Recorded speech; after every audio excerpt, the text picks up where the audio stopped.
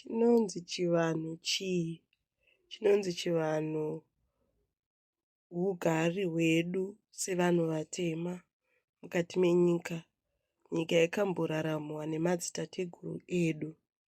Nekudaro kana tichirarama, basa redu guru ndere kuchengetedza zviwanikwa zvatakasiirwa nemadzitateguru, kutevedza tsika dzavo, tsika dzavaiita.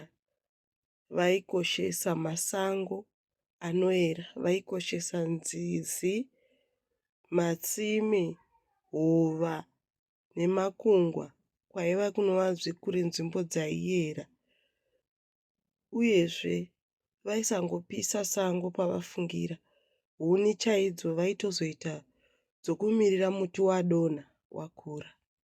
Nokudaro isusu sevanhu, chivanhu hakusi kungosvuta bute chete nekubata matare. Chivanhu chinosanganisirawo connection yatiinayo nenature, connection yatiinayo nemiti.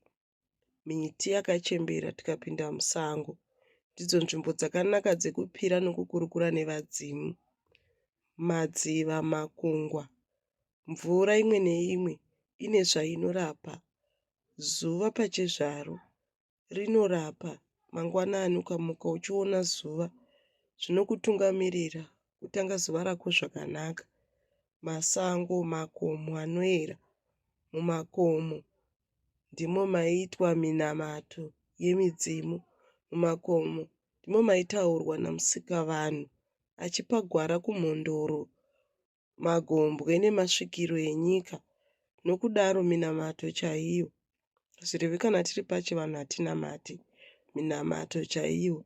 Unokumbirira wosuma dare, wokwira gomo nevadzimu munonamata kuna musikavanhu uchikumbirira.